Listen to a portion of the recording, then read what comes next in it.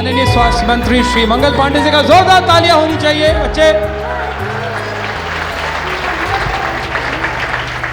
आज सबसे पहले मैं बसंत पंचमी के शुभ बेला पे आप सभी लोगों को अपनी ओर से शुभकामनाएं देता हूं और मां सरस्वती से प्रार्थना करता हूं कि मां सरस्वती आप सब लोगों को अपना आशीर्वाद दें, जिससे आपका विवेक और बेहतर हो, आपकी सद्बुद्धि और बढ़े, आपका ज्ञान और बढ़े, आपकी समझदारी और बढ़े और आप आगे आने वाले समय में समाज में एक विद्वत जन के रूप में जाने जाएं और आपकी प्रतिष्ठा के साथ साथ देश और राज्य की भी प्रतिष्ठा बढ़े और इस संस्थान की भी प्रतिष्ठा बढ़े, ऐसी शुभकामना मैं अपनी ओर से देना चाहता हूं। निश्चित रूप से आज सीमेज ग्रुप ऑफ इंस्टीट्यूशंस के लगभग 16 वर्ष पूरे हुए।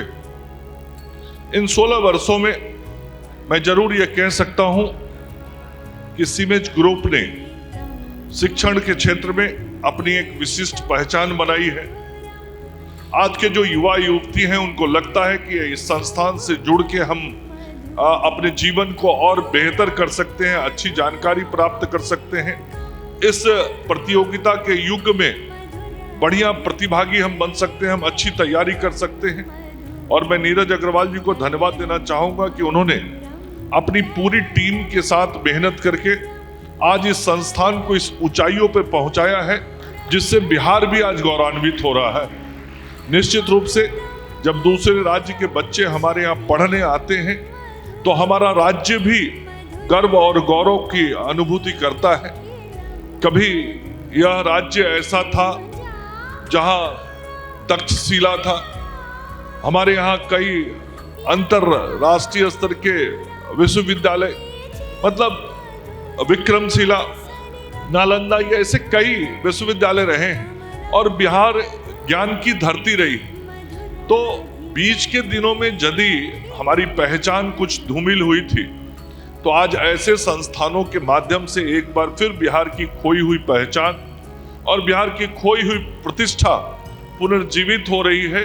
इसके लिए मैं नीरज जी आपको धन्यवाद देता हूं। आपके सभी संस्थान में जो शिक्षक हमारे हैं, जो संस्थानों को आगे बढ़ाने का काम कर रहे हैं, और उन सभी मेधावी छात्रों को भी धन्यवाद देना चाहता हूं जिन लोगों ने अथक परिश्रम करके आपके यहाँ से पढ़ के न केवल अपने जीवन को बेहतर बना के आज दुनिया के विभिन्न क्षेत्रों में जाके सेवा दे रहे हैं, बल्कि उनके कारण आज इस संस्थान के साथ इस राज्य का भी सम्मान बढ़ा है। और वो जहां भी काम कर रहे होंगे दुनिया में, चाहे वो यूके में कर रहे हो, यूएसए में कर रहे हो या दुनिया के किसी दूसरे देश में, जहां भी होंगे निश्चित रूप से वो इस संस्थान और इस राज्य के मान सम्मान और गौरव को बढ़ाने का काम कर रहे होंगे। और ऐसी ही इच्छा और अपेक्षा मैं आप सब उपस्थित छात्र छात्राओं से भी रखता हूं। आप सब लोग पूरा कड़ी मेहनत करिए, कड़ा परिश्रम करिए, अनुशासित जीवन जिए और जीवन में परिश्रम से बढ़ के कुछ नहीं और कोई ऐसा लक्ष्य नहीं है जीवन में जिसको परिश्रम से प्राप्त न किया जा सके। मैं स्वयं अपने आप में एक उदाहरण हूं। मैं जिस भी क्षेत्र में काम कर रहा हूं, मेरे आगे पीछे कोई नहीं था, लेकिन मन में जज्बा जब होता है, इच्छा शक्ति मजबूत होती है, जीवन अनुशासित होता है, लक्ष्य स्पष्ट होता है और परिश्रम करने की इच्छा शक्ति होती है, तो निश्चित रूप से परिणाम प्राप्त होता है। इसलिए आप सब लोगों से मैं आग्रह करूंगा, सभी छात्र छात्राओं से, लक्ष्य तय करो। जो आपको नीरज जी ने कहा, मां सरस्वती के सामने जाके जो अपनी एक इच्छा व्यक्त करनी है कर लो और उस इच्छा के साथ ये भी संकल्प ले लो कि मां सरस्वती, आज वसंत पंचमी के दिन मैं संकल्प लेता हूं कि मैंने जीवन में ये करने की ठानी है। आपका आशीर्वाद तो चाहिए, लेकिन परिश्रम में मैं कोई कमी नहीं रहने दूंगा। आप उस संकल्प पे खड़े उतरोगे, आप लक्ष्य को जरूर प्राप्त करोगे। ये मैं आप सब लोगों को कहना चाहता हूं। जो भी संकल्प आप करोगे जीवन में, परिश्रम करोगे वहां तक पहुंचोगे, कोई रोक नहीं पाएगा। और अभी मैं आया तो 2047 तक यह देश विकसित भारत बने उसकी चर्चा हो रही थी। वास्तव में हमारे देश के आदरणीय प्रधानमंत्री नरेंद्र मोदी जी का यह सोच है, सपना है और उसके अनुसार उनकी कार्य योजना है कि हमको इस देश को फिर दुनिया का नेतृत्व करने वाला देश बनाना है।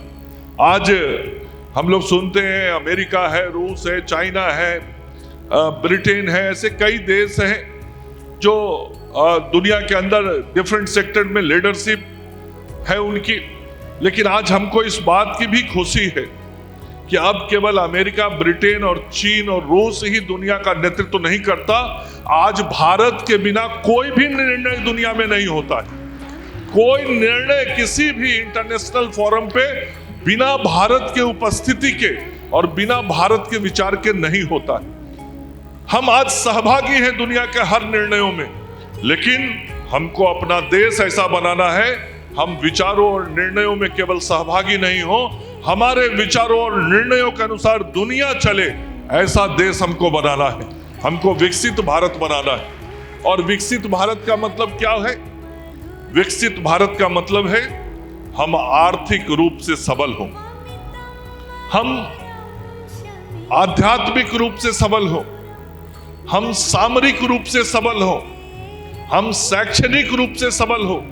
मतलब हमारे पास आज पैसा भी होना चाहिए, हमारे पास अस्त्र शस्त्र भी होने चाहिए, हमारे पास शिक्षा भी होना चाहिए, और हमारी जो संस्कृति है उस संस्कृति को भी हमको संजो के आगे बढ़ाने का काम करना है। और मैं सभी अपने नौजवान साथियों से, भाइयों बहनों से ये निवेदन करना चाहता हूं, जीवन में इस बात का जरूर आप ध्यान रखना कि हमको अपने देश को 2047 तक विकसित बनाना है, बिहार को विकसित बनाना है। और विकसित बनाने में आप लोगों की बहुत बड़ी भूमिका रहने वाली है। आज के 22 वर्ष के बाद 2047 आएगा।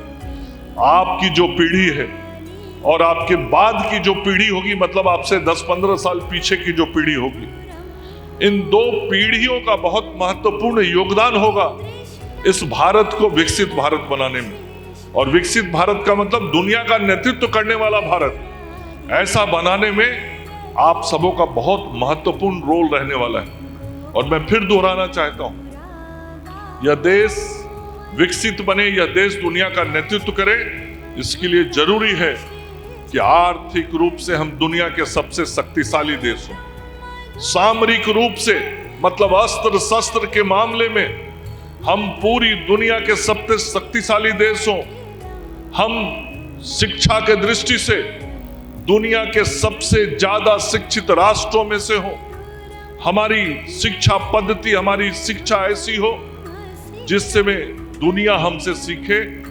और चौथा, आध्यात्मिक और सांस्कृतिक रूप से भी हमको अपने संस्कृति को संजो के रखना और आगे बढ़ाना है। ये चार काम यदि हम लोगों ने किया तो फिर हम विकसित भी बनेंगे और दुनिया का नेतृत्व करने वाला भी बनेंगे। और यह सब इस देश के युवाओं के कंधों पर है। आप सब जो युवा युवती हैं, आप ही के कंधे पर यह जिम्मेवारी है देश को उस जगह पे पहुंचाने की। और इन सब काम के लिए ईश्वर का आशीर्वाद बहुत जरूरी होता है, माँ सरस्वती का आशीर्वाद बहुत जरूरी होता है। इसलिए आज सरस्वती पूजनोत्सव के शुभ अवसर पर मैं आप सबको यही शुभकामना देता हूं कि इस देश को उस मुकाम तक पहुंचाने की जो जिम्मेवारी आपके कंधे पे दी है, उस काम को आप पूरा करेंगे। माँ सरस्वती आपके कंधों को मजबूत करें, आपको अच्छी सद्बुद्धि ज्ञान का वो सागर दें जिससे आप इस देश को आर्थिक रूप से भी अमीर बनाइए, सामरिक रूप से भी आप समृद्ध बनाइए, आर्थिक रूप से भी मजबूत बनाइए, शैक्षणिक रूप से भी मजबूत बनाइए। और संस्कृति के बिना कुछ होता नहीं, इस देश की संस्कृति को भी मजबूत बनाए रखिए। आप सब लोगों को बहुत बहुत शुभकामनाएं, अशेष शुभकामनाएं। अपनी ओर से शुभ आशीर्वाद भी आप सब लोगों को देता हूं। और यहाँ तो जो लड़के बैठे हैं, मैं तो हेल्थ और एग्रीकल्चर का मिनिस्टर हूं, तो मैं ये भी कामना करता हूं कि स्वास्थ्य और कृषि के क्षेत्र में भी यहाँ जो बच्चे बैठे हैं, सामरिक क्षेत्र में और बाकी क्षेत्र में तो आपका योगदान हो ही, स्वास्थ्य और कृषि दोनों बड़ा महत्वपूर्ण क्षेत्र है, उस क्षेत्र में भी आपका भविष्य में इस देश और राज्य के लिए योगदान हो, यही कहता हुआ अपनी वाणी को विराम देता हूं। जय हिंद, जय भारत। बच्चों ने एग्रीटेक में एग्रीकल्चर में टेक्नोलॉजी का प्रयोग कैसे हो और मेडिकल में टेक्नोलॉजी का प्रयोग कैसा हो, इसके भी कुछ मॉडल बनाए हैं। मैं आपको बस 5 मिनट हम ऊपर में मॉडल बच्चों का, और वो तुरंत दिखाता आपको मैं चाहूँगा। ये ऑटोमेटिक इसका जो मिसाइल का इसमें साइड भी है। अभी हम यहाँ नहीं बना सकते क्योंकि ये क्लासरूम के अंदर है। ये इसके अंदर से भी सब रोबोटिक हैंड भी बना रहा है, जो कि रोबोटिक हैंड कुछ डिवाइस को उठाना हो वो उठा सकता है। और हमने रोबोट इसमें पूरा ह्यूमनाइज बनाया है, जो हमारे उस शाखा में है। हम अगर आप इजाज़त देखें तो हम आपको वहाँ दिखाना चाहेंगे। 6.5 फीट का ह्यूमनाइज है जो चलता है, AI है, वो आपको चेहरा पहचान देगा और आपके नाम साथ कर देगा। जो सवाल पूछेगा वो, क्योंकि वो GPT इनेबल्ड है, हर सवाल का जवाब वो आपको दे सकता है। सर एक मार्क्स ये हैंड से चलता है। कहाँ से बेटा तुम? सर आप पटना से? हाँ पटना। Very good.